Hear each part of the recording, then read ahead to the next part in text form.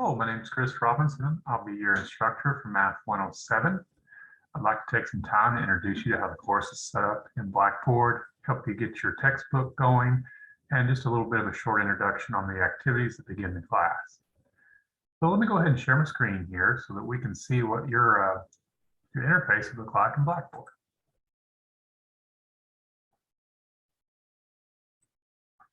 So assuming that you've already got into MyUSI, and you're in Blackboard, otherwise you wouldn't be seeing this video.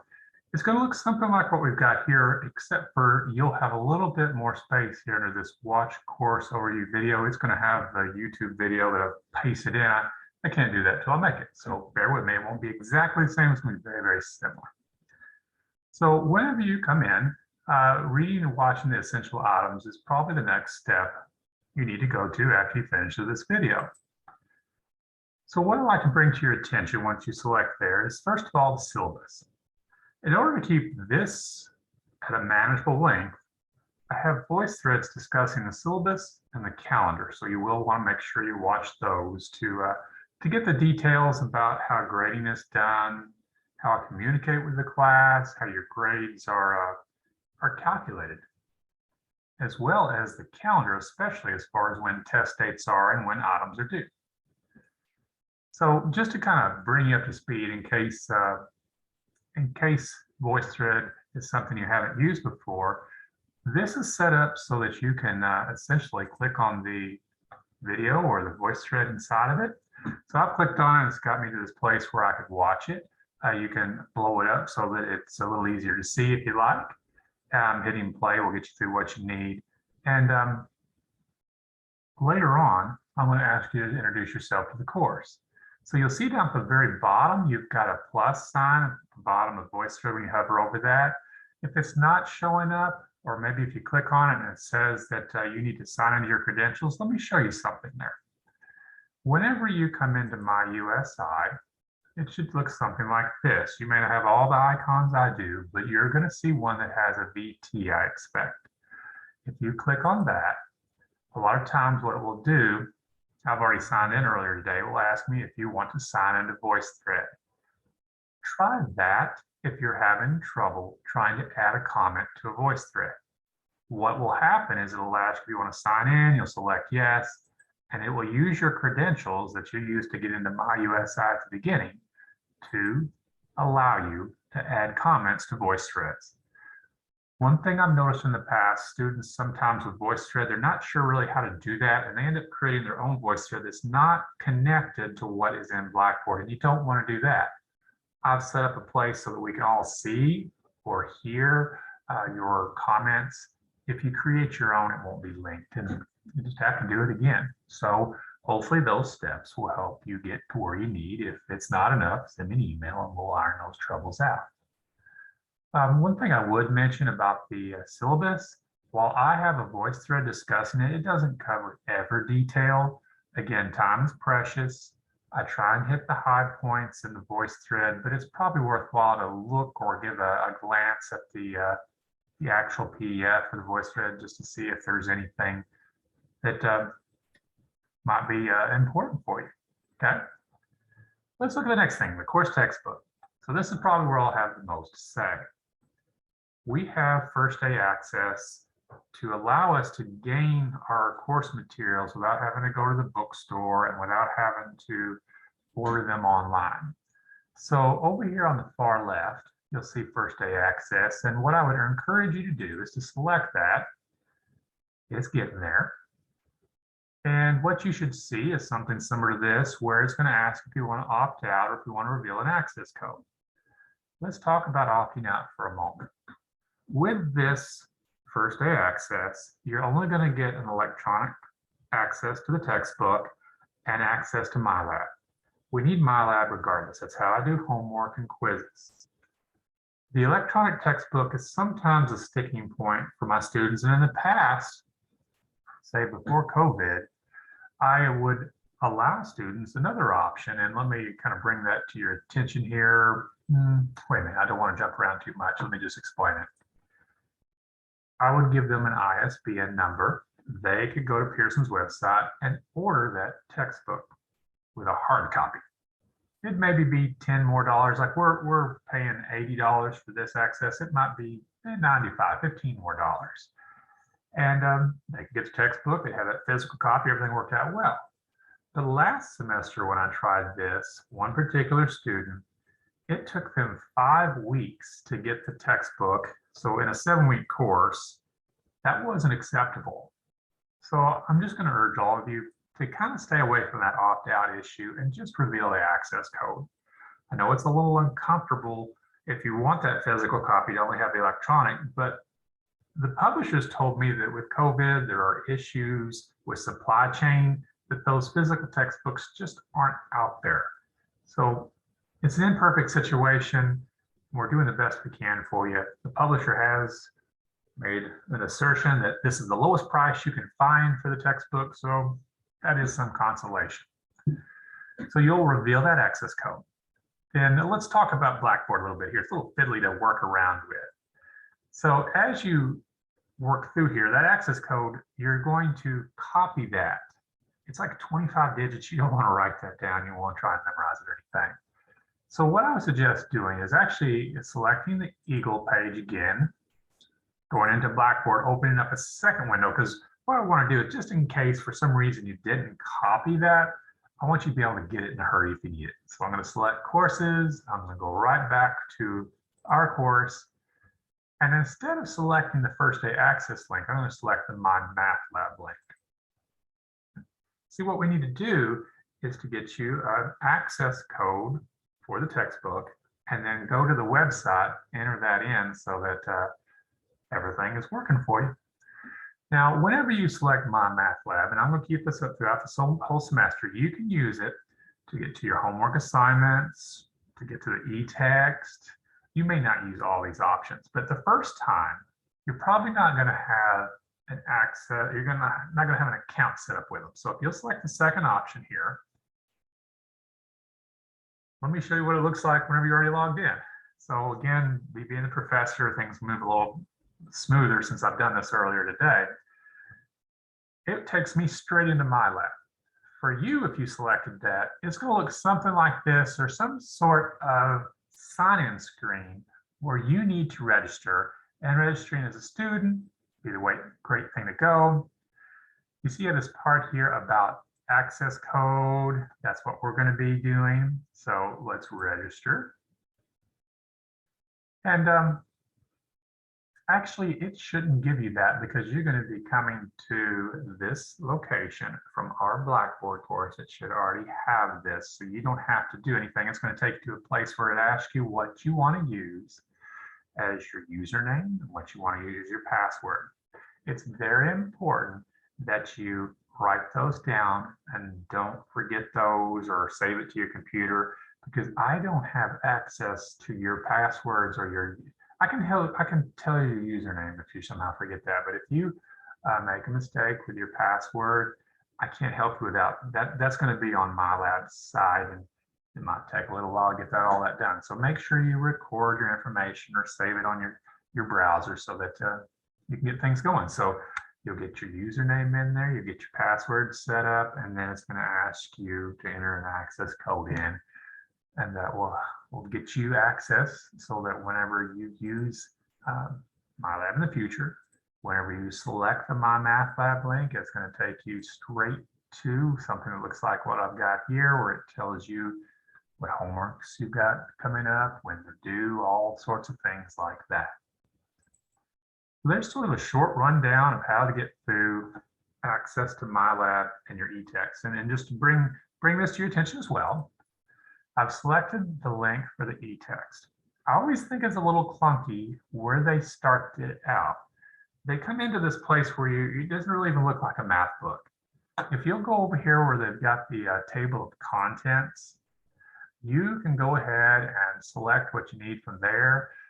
Now, if you're trying to find a certain page number, you might have to work a little bit. Let me get to one here. The page numbers are on the left side halfway down.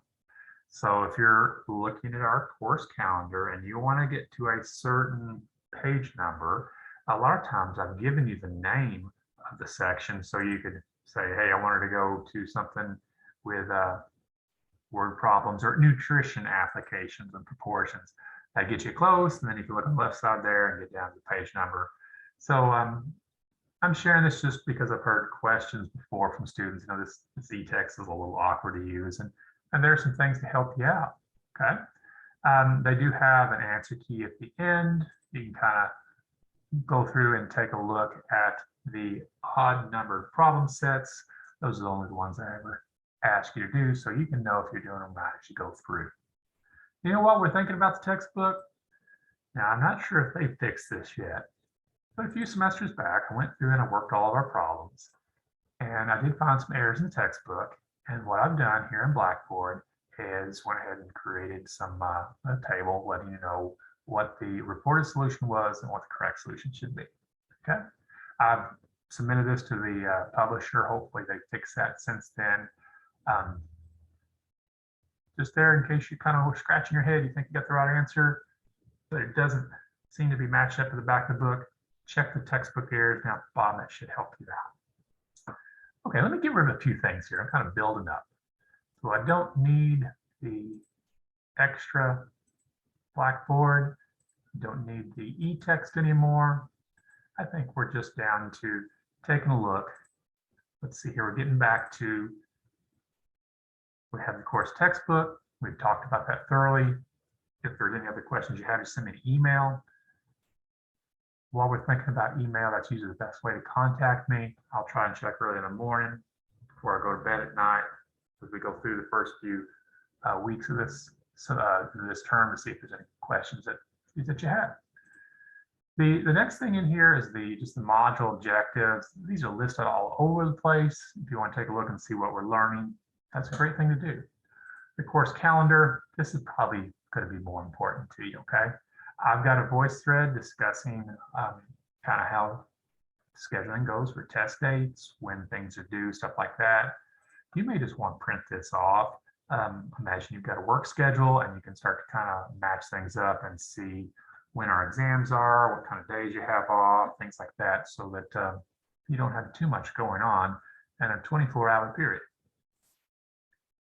So once we've got that done, and I would say that I put the course calendar at a little bit easier place to get, I want to bring to your attention that as we take exams throughout the semester and quizzes as well, since this is a online course, I need to somehow proctor your exams. I need to see your work. You probably never heard of a math class where you didn't have to show your work, right? So what we'll often do on exams is I'll ask you to get a clean sheet of paper, put your name on it, of course, and just organize your work, write down which problem you're doing. You don't have to write the original problem or anything like that. Just say, hey, here's number one, here's how I solve it out. And as we take an exam, you'll do that. And when you get done, if you've got an iPhone, there's a scanner built in, and I've got some directions here. You'll scan your work while we're still taking exams. Like I'm doing Zoom right now, I will proctor your exams using Zoom. So I'll be there. I'm just a shout away, so to speak, if you have technical difficulties. And during that Zoom meeting, once you're done, you'll scan your work with your phone. You will send it to your USI email or hopefully directly to me. And then I'll let you know if it's legible, if I can read it. And once I've got that, you're free to go until our next test. If you've got an Android, Genius Scan is a very good app that I've seen students use. There may be other applications out there that you could put on your phone. Just they should be free. You don't really need to be paying for some sort of scanning app just for to change your work, essentially an image into a PDF. And while we're saying that, I can't take pictures as your work because I can't write on them. I need a PDF. Okay. So let's see here. We've got through those things. We don't need to do that at this moment. You may notice this as well, but if you ever select on first day access, it takes you to a place that you can't really back out of with Blackboard. So a lot of times you just have to kind of go back and start over. A little bit of a clunkiness about how it's set up. So with our progress so far, we've got through the essential items. The technology tools, that's just getting MyLab up and going. If you're having any trouble getting MyLab, that might be a place to look. VoiceThread, maybe the best way to see if you got any issues with that is try it out. So before you get into any sort of assignments for the class, I want you to introduce yourself. So I've got a VoiceThread here that I'd like you to post. I've got some opening questions if you're unsure what to say. So you listen to that. I've got a little bit of a starter. Remember I said earlier, you hit that plus sign at the bottom of the VoiceThread to make a comment. If that's not showing up and it's asking you to sign in, go back to the USI or My USI and then select the VT. That should get you going if it's not working. But introduce yourself to the class, introduce yourself to me. Just because this is a virtual class doesn't mean we can't have some sort of community. Okay, so we've got through all the introductory items at that point, and you're really ready to start kind of working through the material. Each module is set up in a very similar structure. I'll have an overview, I'll have a folder for online assignments, a practice exam. I've got those set up so you can kind of see how I write test questions, what to expect to do on a test day.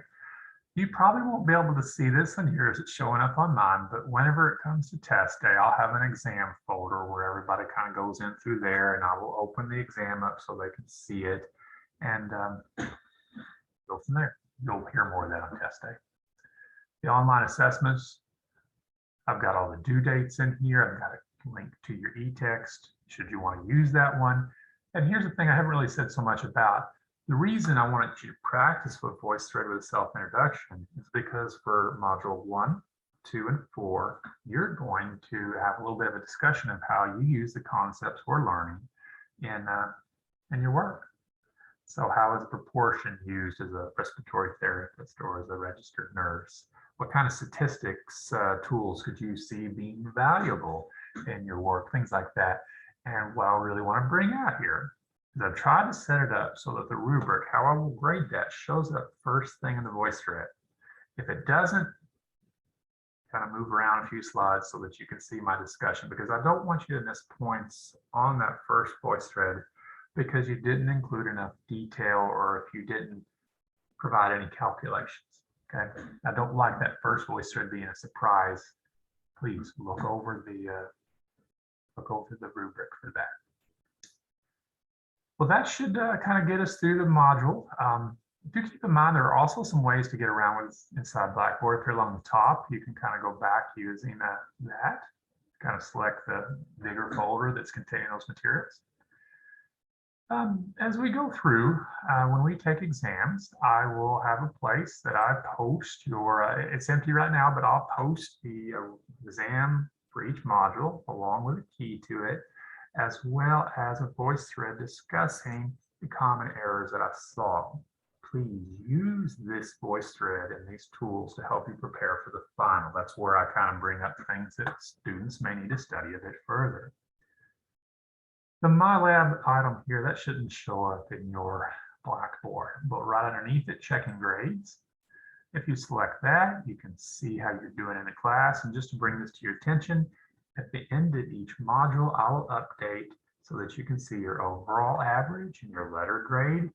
And once we get done with the next unit exam, I'll update it once again. So if you're curious what your grade is, at the end of each module, after the exam has been entered, you can see updated grades. Graded items. This is going to be a folder where I essentially hand back your exams, your discussion questions, anything like that. So you won't see all these different folders. You should just see your name up here as being the only one available. I've set this up so that I've got a common place to put all the graded work, but only individual students can see their folder. If that's not the case, please bring that to my attention, please. So Alexander, this is you viewing it right now. You can select on this and it would take you to SharePoint, and you'd see underneath here, say rubric number 1, and have your name, and you open that up and it would tell you how I graded your first rubric. Or exam number 1, it would have your graded exam and have all my comments on there. So that will be how I hand back work throughout the semester. Textbook errors we talked about. If you need to send me an email, you got that down there. But what you'll usually notice is I've already got a list, contact list for our class. I will send out an email and maybe you can just use that to reply back to me. That's about all I can think about. I don't want this to go too awful long. I know that these can get a little boring if you're not careful, but the things I've brought up hopefully will save you any trouble, supposing that should show up, okay? I'm looking forward to a good semester working with each of you. Wish you the best, and let me know. Wait a minute here, let me stop sharing, and let me know if I can be of any help.